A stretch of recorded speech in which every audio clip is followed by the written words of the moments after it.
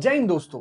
आज का टॉपिक थोड़ा सीरियस होने वाला है क्योंकि मैं बात करने वाला हूं उन चीजों के बारे में जो आपकी डेली लाइफ का हिस्सा है। From your laptop to your social media account, everything is connected to this. कैसे 50 मिलियन लोगों का डेटा हैक हो जाता है, कैसे इतने सारे आईडी पासवर्ड्स लीक हो जाते हैं, कैसे इतने सारे अपडेट होने के बाद भी हैकर्स वल्नरेबिलिटीज ढूंढ लेते हैं। ये सब चीजें एक दूसरे से अलाइंड है। So today we are going to talk about Mac, the most common term used by students. मतलब हम बात करने वाले हैं माइक्रोसॉफ्ट, एप्पल, फेसबुक जैसी बड़ी कंपनीज के बारे में। और सबसे बड़ा सवाल है, क्या इतनी बड़ी कंपनीज भी हैक हो सकती है? 24/7 मॉनिटरिंग, सेवरल रेड टीम्स और इतने सारे बाउंटी प्रोग्राम होने के बाद भी ये कंपनीज हैक कैसे हो जाती है? Everything will be covered in this video. In fact हम एक रियल केस स्टडी पे भी बात करने वाले हैं कि कैसे माइक्रोसॉफ्ट एक छोटी सी गलती की वजह से हैक हो गया था और क्या आपकी necessity as a hacker in companies में है भी या नहीं। ये सब चीजें हम जानने वाले हैं इस वीडियो में। मेरा नाम है अभिषेक चौरिया, आप एशियन साइबर स्कूल में। Let's start.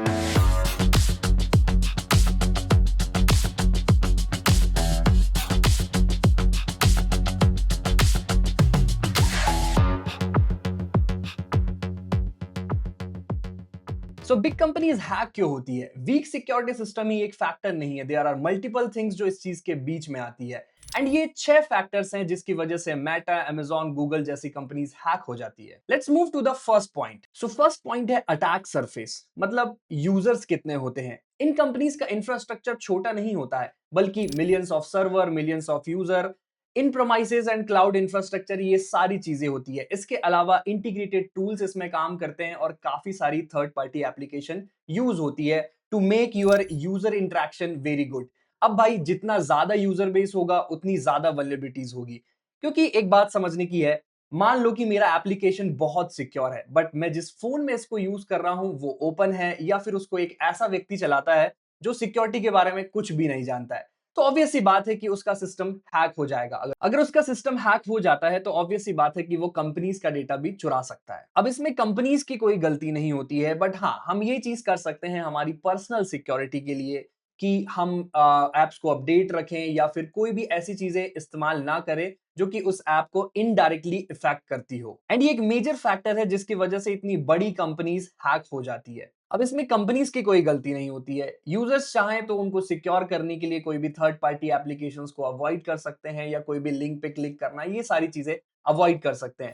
और हाँ, ये एक मेजर फैक्टर होता है कि इतनी बड़ी कंपनीज भी हैक हो जाती है, क्योंकि अटैक सरफेस बहुत बड़ा होता है और छोटे छोटे लूप होल्स हम यूजर्स बना देते हैं। सो अब हम बात करते हैं सेकंड पॉइंट के बारे में, जिसका नाम है ह्यूमन लेयर। सबसे वीक लिंक हम इसको कह सकते हैं, क्योंकि आप फायरवॉल को मैनिपुलेट करना तो बहुत मुश्किल होता है, फायरवॉल को हैक करना बहुत मुश्किल होता है, बट एक एम्प्लॉय को मैनिपुलेट करना, एक ह्यूमन को मैनिपुलेट करना बहुत ईजी होता है। इसी वजह से अगर मैं कहूं कि फिशिंग जैसे अटैक हो गया, शोल्डर सर्फिंग हो गया कि हम दूसरों के पासवर्ड चुरा लेते हैं, हम कुछ चीजें डिलीट कर देते हैं, उससे भी काफी सारे अटैकर्स हमारे पासवर्ड्स को चुरा लेते हैं।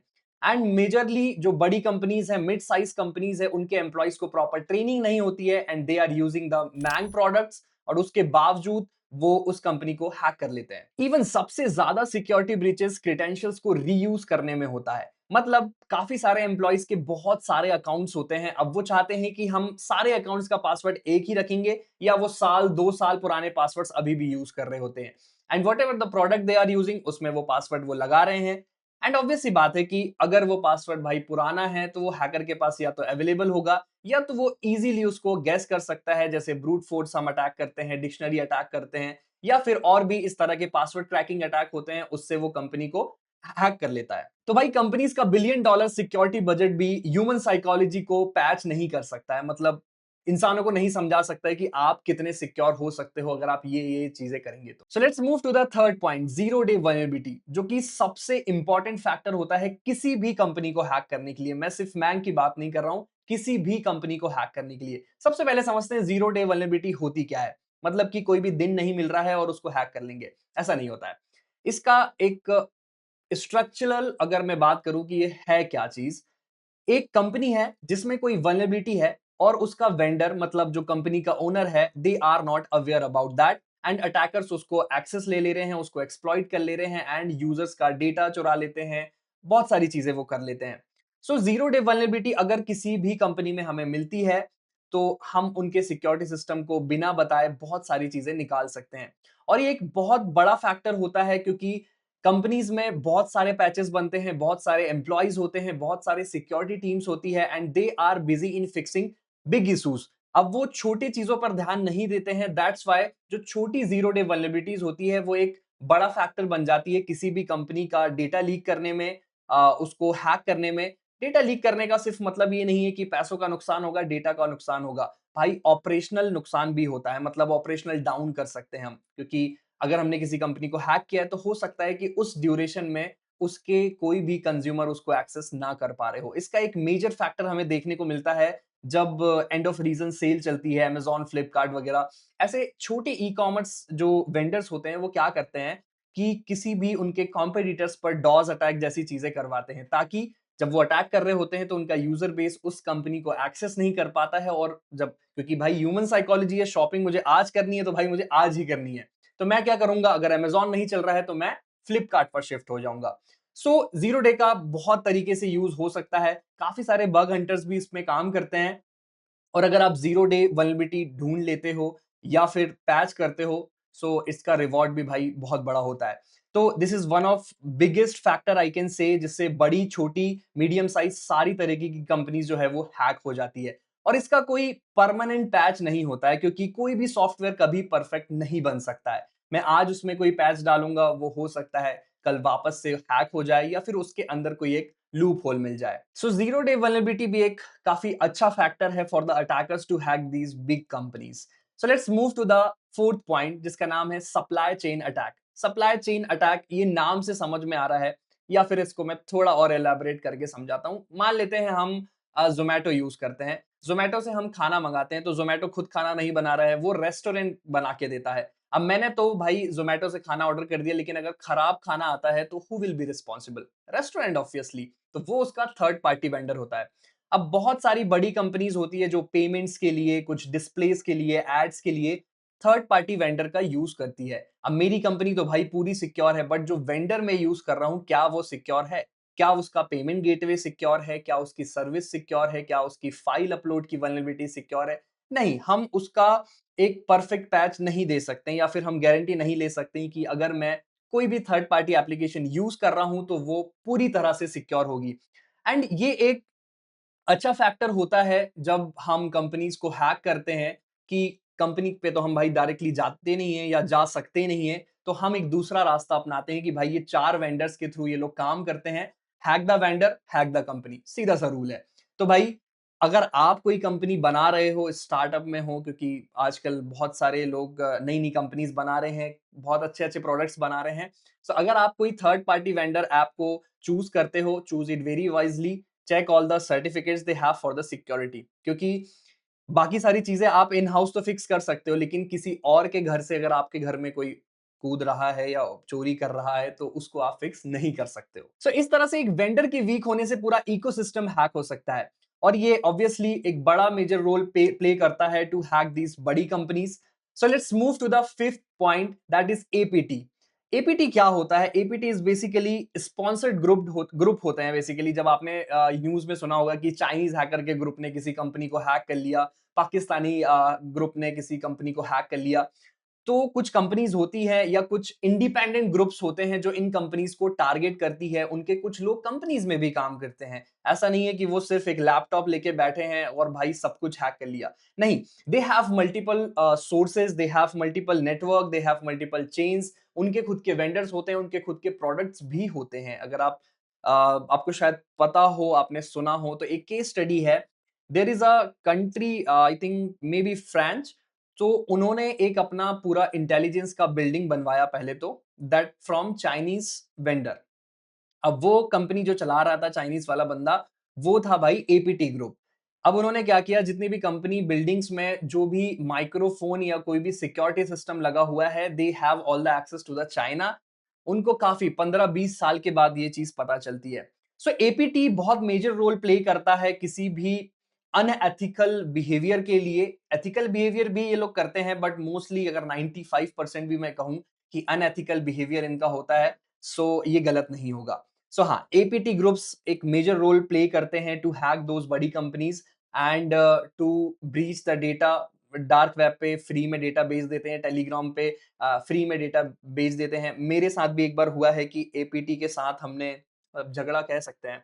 मतलब बहुत सारे लोग मुझसे पूछते हैं कि क्या कभी हैकर से आमना-सामना हुआ है? तो हाँ, मैं ये कह सकता हूँ। आई थिंक एपीटी 32, हाँ, एपीटी 32 होगा, क्योंकि बहुत सारे ग्रुप होते हैं तो अलग-अलग नाम नहीं रख सकते हैं, इसलिए नंबरिंग इनकी होती है। अगर आप गूगल करेंगे तो आपको मिल जाएगा। सो मेरे साथ क्या हुआ था मैं वो आपको बताता हूँ। We got the hacker group Telegram के थ्रू कि भाई वो लोग हमारे इंडिया से काफ़ी सारा पैसा चुरा के in the name of trading and stock वो लेके जा रहे हैं। वी गॉट कि ये ग्रुप है, these all the people they have. We tried to hack into their system. हमने सक्सेसफुली 1-2 सिस्टम को उनके करप्ट कर दिया, but they got our access to जो टेलीग्राम का एक्सेस है। बट एनी हाउ हमारा जो मिशन था वो तो हमने सक्सेसफुल कर दिया, but they are also at some good level हम कह सकते हैं, क्योंकि उनकी बहुत बड़ी आर्मी कह सकते हो आप, हैकर की आर्मी कह सकते हो, जो आपने मूवीज में देखे होंगे, जो मास्क लगा के घूमते हैं। They all are APTs. मतलब APT are the biggest hacker we can say, जो कि मास्क के पीछे, दीवार के पीछे रहते हैं। एंड वो एक बड़ा मेजर रोल प्ले करते हैं अगर कोई भी अनएथिकल काम हो रहा है पूरी दुनिया में, पूरे इंटरनेट में। तो एंड एपीटी ग्रुप्स के बारे में एक अच्छी चीज ये है कि ये महीनों तक पूरी रिसर्च करते हैं। इट्स लाइक पेशेंस का गेम होता है हैकिंग। तो वो पूरा रिसर्च करते हैं, वेट करते हैं to make any wrong mistake by the employ of that particular company. तो भाई जो डिफेंस सिस्टम होता है, मैंग जैसी कंपनीज को, क्योंकि भाई छोटे स्क्रिप्ट किडीज हैक नहीं कर सकते हैं कि यूट्यूब से देख लिया हाउ टू हैक फेसबुक और हो जाएगा, नहीं। उनके लिए भाई एपीटी ही काफी है, वही बस कर सकते हैं उसको। So let's move to the sixth point. So sixth and last point है security plus no breach। मतलब अगर हम ये जाने कि कंपनीज का टारगेट क्या होता है, क्या ब्रीच को रोकना है? नहीं, ब्रीच को ना होने देना। जो चीज हो गई है वो तो अब हो गई है। अब इसका कॉन्सेप्ट हम समझते हैं कि कंपनीज का मेन गोल क्या होता है और वो किस चीज के लिए काम करते हैं। जितना जल्दी हम अटैक को डिटेक्ट कर सकते हैं, उसको कंटाइनमेंट जोन में भेज सकते हैं। कंटाइनमेंट जोन का मतलब है अगर मेरे सिस्टम में 15 कंप्यूटर्स है और 2 हैक हो चुके हैं, तो उन दोनों को नेटवर्क से निकालना, ताकि जो बाकी के 13 सिस्टम्स हैं वो बच पाए। ये कंपनी का गोल होता है। जितना फास्टर वो डिटेक्ट कर पाएंगे, वो उतना सिक्योर हो पाएंगे। अब होता क्या है कि जब भी हम न्यूज सुनते हैं कि फेसबुक हैक हो गया या फिर ट्विटर हैक हो गया, ये भी हो सकता है कि कंपनीज को बहुत लेट ये पता चलता है कि कंपनी में कोई हैकिंग परफॉर्म हुई है या डेटा ब्रीच हुआ है या नेटवर्क के अंदर कोई फ्लॉ है, क्योंकि जब तक डेटा पब्लिकली अवेलेबल नहीं होता है, companies are unaware about that.